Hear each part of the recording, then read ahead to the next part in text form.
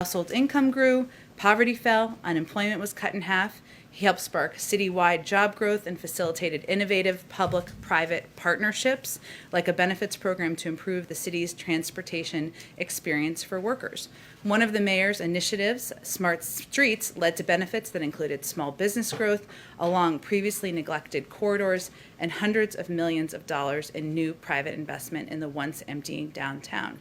He also served for 7 years as an officer in the U.S. Navy Reserve, taking a leave of absence from the mayor's office for deployment to Afghanistan in 2014, and he is the first openly gay person confirmed to serve in a president's cabinet. I know you know a few things about him from the past.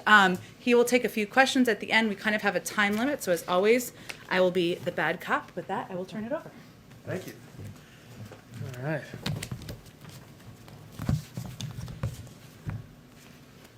Thanks a lot, Jen, and thanks, everyone. It's a real honor to be here, especially at such an important and exciting moment for the country.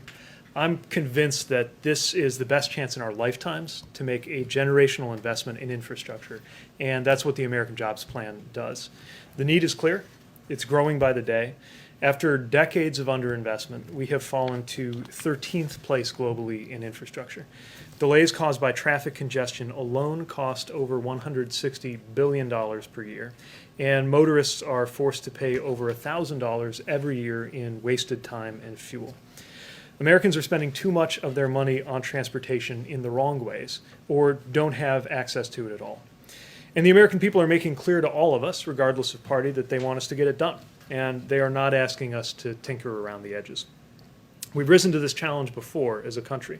In fact, building bold infrastructure has always been central to America's story. We built the Erie Canal, we connected east to west through the Transcontinental Railroad, and we developed the interstate highway system. And each of those projects was audacious, was transformative, and partly because it challenged the American people to expand our concept of infrastructure.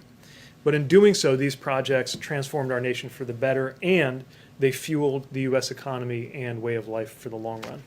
So now it's our turn. The American Jobs Plan will again transform America's roads and bridges, rail and transit, ports and airports for the better.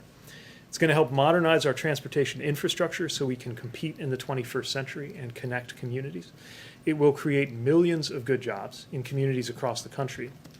I want to point out again that this is the biggest investment in American jobs since World War II.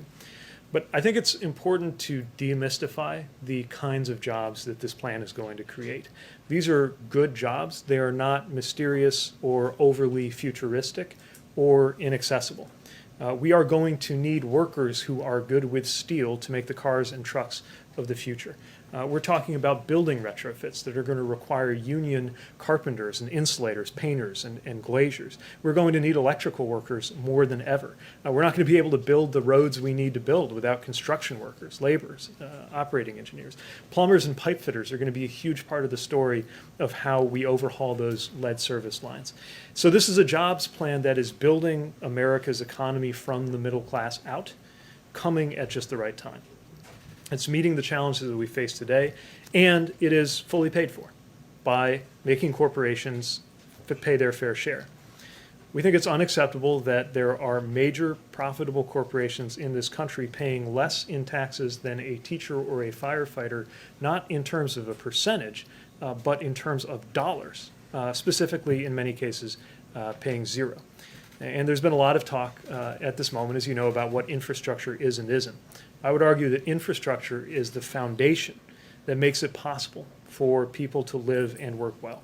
And you can't live or work or thrive without things like roads, clean water, electricity, broadband. Yes, that's infrastructure. And investing in a full vision of infrastructure is how we build a safer and more prosperous America. And ultimately, I believe, critical to the American dream. So that's why I'm thrilled to be in this role, delighted by the American Jobs Plan announcement, and spending time every day speaking to stakeholders about how to make sure we get it through. All right, let's now pick this up. Okay, Peter, go ahead. Thank you. President Biden says he wants $80 billion for rail, and the other day he was talking about having trains that can go across the country as fast as a plane. I'm curious, as the Transportation Secretary, do you see a big demand for that, for a high-speed cross-country train? Well, there's definitely a lot of excitement around America about ensuring that the American people can enjoy a high standard of passenger rail service. Like the president, I don't think Americans should settle for less than citizens in other countries enjoy as a matter of course. Now, the truth is we have a backlog to deal with in addition to making sure that we can create new routes and new capacity. And what's great about the scale of the American Jobs Plan is it's going to support both of those things: maintenance that we've needed to do all along, and a chance to build new routes and expand what Americans can access. And about how long away are we from something like a high-speed cross-country train?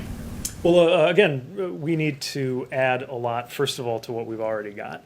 But we can build new routes with the resources that are here. It's not the end of the story, but it's a fantastic beginning for a new chapter in American rail. Josh?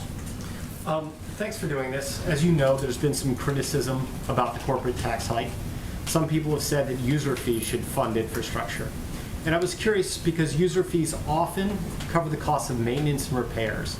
Does this administration have a plan to cover maintenance and repairs for all the infrastructure that's being built? So, as you know, the jobs plan envisions this being covered through corporate taxes, and the president believes very strongly that this is not something that should burden ordinary American families at a time when we've got so many corporations that have paid literally zero. And I also would argue that there's ample evidence that American corporations can be competitive at a tax rate like 28, for the simple reason that they were extremely competitive at a tax rate like 35. If they could handle 35, surely they can handle 28, which was lower, of course, is lower, would be lower than it's been for most of my lifetime. Now, we've heard a lot of different ideas on what the pay for should be. I think this is a good time to take those inputs on board, but for my dime, it's pretty hard to beat the vision that the president put forward. Does there need to be a dedicated revenue stream? Well, look, we'll keep talking with Congress about this, but as you know, for some time, we've seen general fund dollars going into supporting maintenance. So there are a lot of different ways to do this, but the best way I've seen, especially for these kind of capital improvements, is exactly what's in the president's plan. Mike? Hi, Mr. Secretary.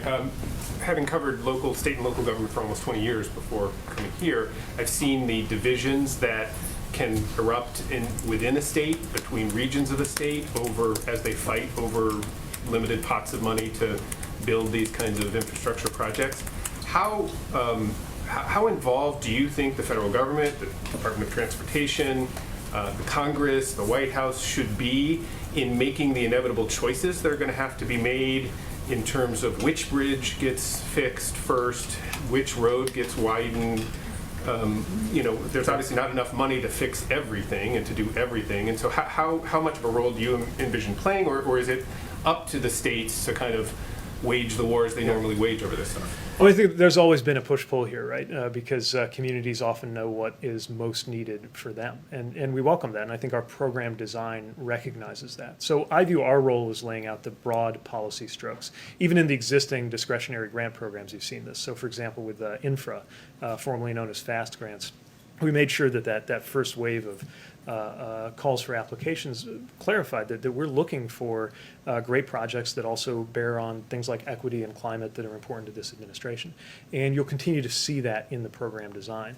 Of course, there's always going to be competition for limited funds, but the other thing I would say is that competition is most ferocious when the funds are most limited.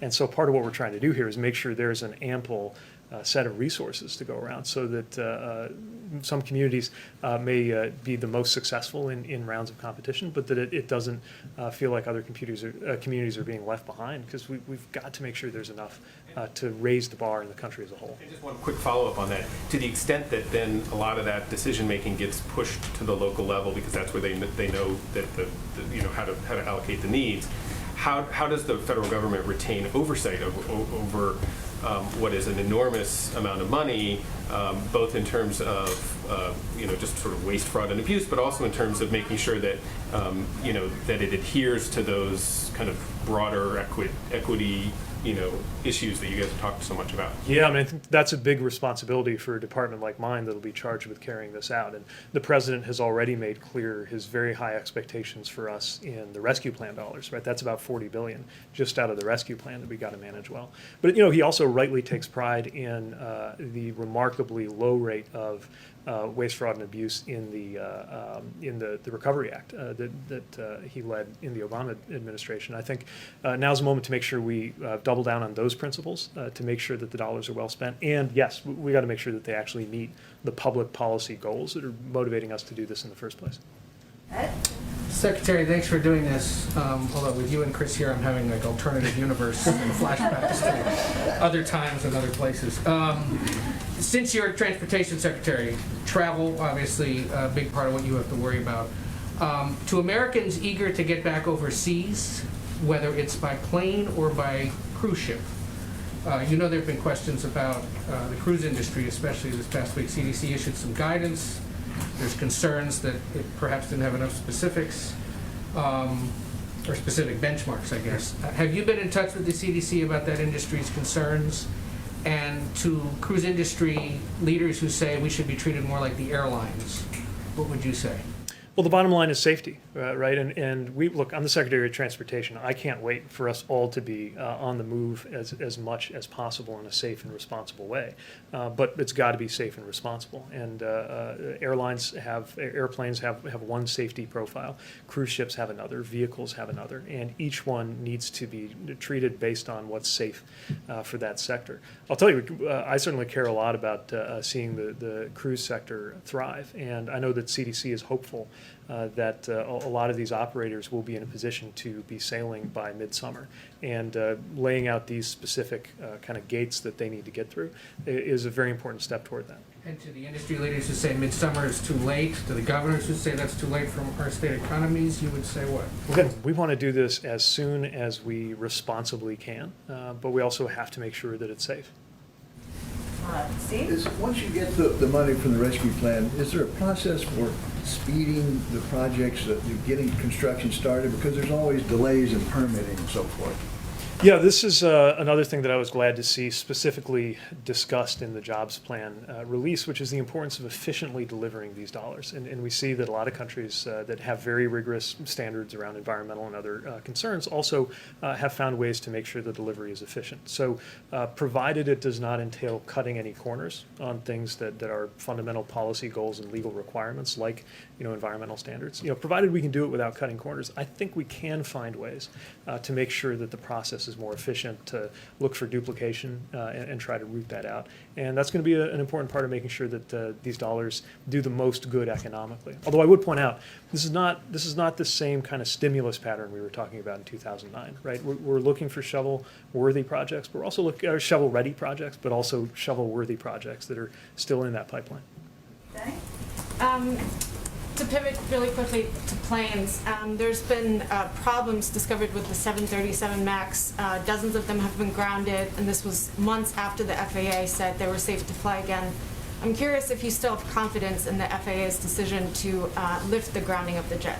So my understanding, and we're just looking at this, but my understanding is that this is different from any of those other issues, and that obviously we need to make sure that there's full confidence before these specific aircraft return to the air, and that's what the FAA will be closely monitoring. Kathy? Thank you.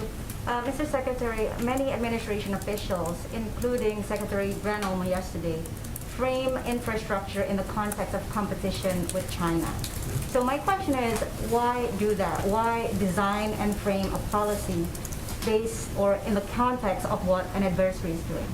I think because it's really important to understand that American competitiveness happens in a context. And when you see other countries, our allies, also our strategic competitors, doing more than we are, it challenges that fundamental idea that American life is what it is, partly because America is in first place in so many of these aspects of our national life. Only America's not in first place in infrastructure. Like I said, we're in 13th.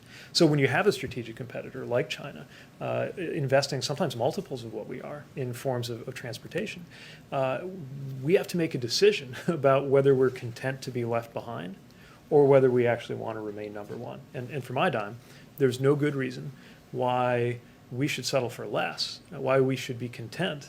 That it's nothing against Chinese citizens, but I'm not content that a Chinese citizen can count on a dramatically better standard of, let's say, train travel than a U.S. citizen. I think Americans should always have the best, and I think that's the tone that the president sets every day.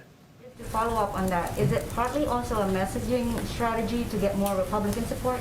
Well, I'll say that I've heard a lot of voices from across the aisle also expressing concern about whether America is falling behind in any number of strategic and economic dimensions. And again, a lot of that depends on what we're investing. And this is nothing new, right? I mean, part of what made the interstate highway system so important was an understanding that our national security in the Eisenhower era was well served by making sure that we had a more connected economy and country.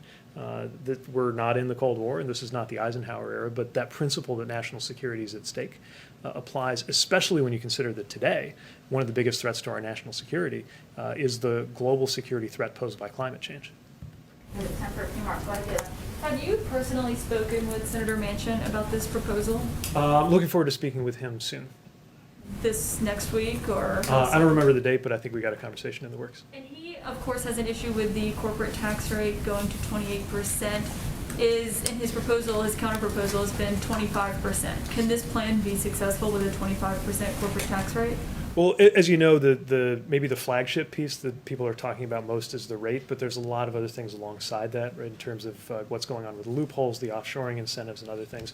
And I haven't had a chance to get a sense of how he views those things adding up, whether he envisions another element that makes up for the gap between 25 and 28. Those are the kinds of things I want to take up with him and have a good conversation on. Because I think, for anyone who is on board, and by the way, I have yet to talk to anybody who, including in conversations with Republicans, who is against the idea of a big investment in infrastructure, right? So most of the dialogue we're having is around how we're going to pay for it. And we're really eager to hear the alternative suggestions for how to pay for it. And have Republicans given you, so far, alternative suggestions for how to pay for it that you believe are viable? Not in any detail, no. Just to follow up on what Caleb said, because she actually asked my question. So coordination. Not coordination, but you would be willing to lower the corporate tax rate in exchange for maybe closing additional loopholes, or like this 28% is not a fixed rate that you are dead set on keeping. Well, we've heard the president say that this is going to be a process of negotiation, that we're going to take ideas on board, that there's going to be refinement as we go.